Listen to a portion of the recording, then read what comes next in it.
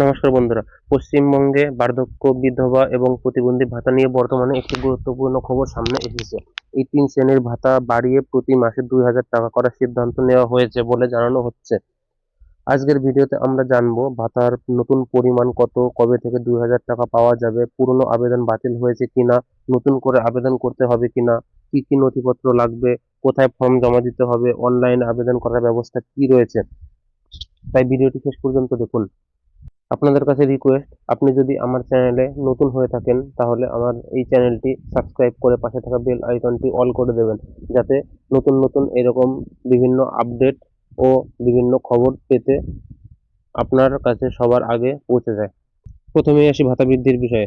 বার্ধক্য ভাতা, বিধবা ভাতা এবং প্রতিবন্ধী ভাতার মাসিক পরিমাণ ১৫০০ টাকা থেকে বাড়িয়ে ২,০০০ টাকা করার সিদ্ধান্ত নেওয়া হয়েছে। অর্থাৎ এই ৩ শ্রেণীর উপভোক্তারা নতুন নিয়মে প্রতি মাসে ২,০০০ টাকা করে ভাতা পাবেন। কবে থেকে ২,০০০ টাকা করে পাওয়া যাবে?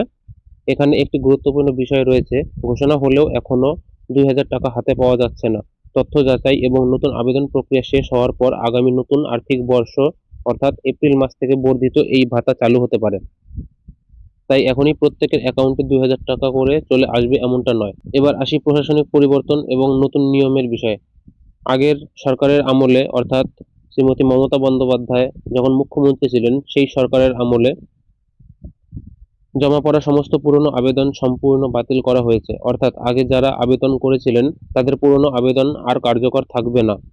পুরনো আবেদন বাতিল হওয়ার কারণে পূর্বের সকল আবেদনকারীকে এখন নতুন নিয়মে পুনরায় ফর্ম জমা দিতে হবে।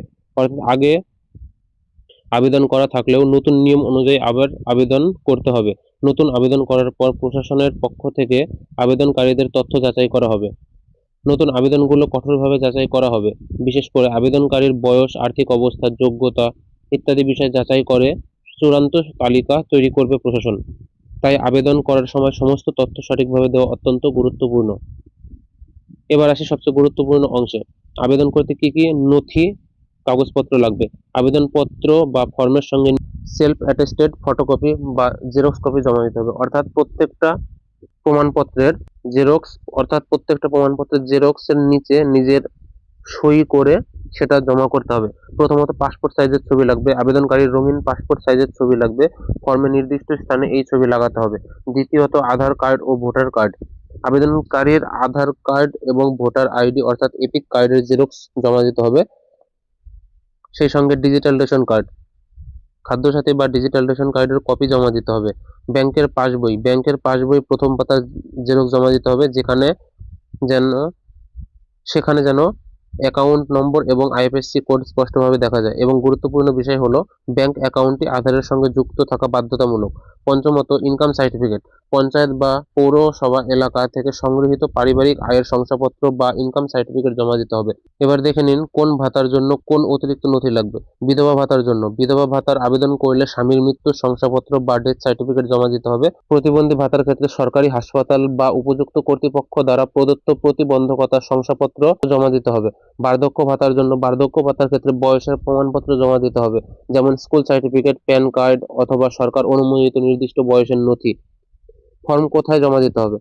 এবার অত্যন্ত গুরুত্বপূর্ণ বিষয়, ফর্ম কোথায় জমা দিতে হবে। আপনি কোন এলাকায় বসবাস করেন তার ওপর নির্ভর করে ফর্ম জমা দেওয়ার স্থান আলাদা হবে। গ্রামীণ এলাকার বাসিন্দাদের জন্য গ্রামীণ এলাকার বাসিন্দাদের সংশ্লিষ্ট ব্লকের বিডিও অফিস অথবা পঞ্চায়েত সমিতি অফিসে যোগাযোগ করতে হবে। পৌরসভা এলাকার বাসিন্দাদের জন্য কলকাতা কর্পোরেশনের বাইরের পৌরসভা এলাকায় বাসিন্দাদের ক্ষেত্রে এসডিও অফিসের ফর্ম জমা দিতে হবে।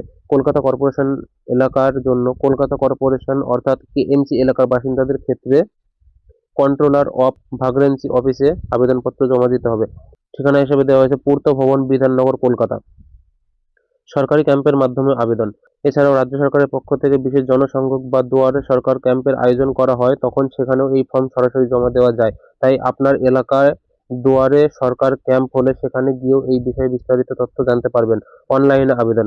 অনলাইনে আবেদনের জন্য রাজ্য সরকারের নির্দিষ্ট ওয়েস্ট বেঙ্গল পোর্টাল এর সাহায্য নেওয়া যেতে পারে। তবে অফলাইনে ফর্ম জমা দেওয়ার আগে আপনার এলাকার স্থানীয় পঞ্চায়েত বা পৌরসভা অফিসে নতুন ফর্ম বিতরণের সঠিক সময়টি একবার যাচাই করে নেওয়া ভালো। কারণ আপনার এলাকায় কখন ফর্ম দেওয়া হচ্ছে, কোথায় জমা দেওয়া হচ্ছে, এই তথ্য স্থানীয় সরকারি অফিস থেকে নিশ্চিতভাবে জানা যাবে। তাহলে বন্ধুরা, আজকের ভিডিওতে আমরা জানলাম বার্ধক্য, বিধবা এবং প্রতিবন্ধী ভাতার 1500 টাকা থেকে বাড়িয়ে 2000 টাকা করার সিদ্ধান্তের কথা। এছাড়াও জানলাম নতুন নিয়মে আবেদন করার ক্ষেত্রে কি কি নথিপত্র লাগবে এবং কোন এলাকায় বাসিন্দাদের কোন কোথায় ফর্ম জমা দিতে হবে। তাই আপনি বা আপনার পরিবারের কেউ যদি এই 3 ধরনের ভাতার জন্য আবেদন করতে চান, তাহলে সমস্ত নথিপত্র আগে থেকে প্রস্তুত করে রাখুন।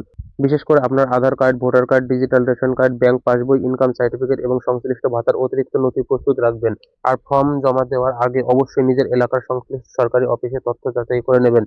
ভিডিওটি গুরুত্বপূর্ণ মনে হলে অবশ্যই আপনার পরিচিতদের সঙ্গে শেয়ার করবেন। আর এই ধরনের সরকারি প্রকল্প, চাকরি এবং সাধারণ মানুষের প্রয়োজনীয় গুরুত্বপূর্ণ খবর পেতে এস অ্যান্ড এস রয় চ্যানেলটি সাবস্ক্রাইব করে পাশে থাকুন। ধন্যবাদ।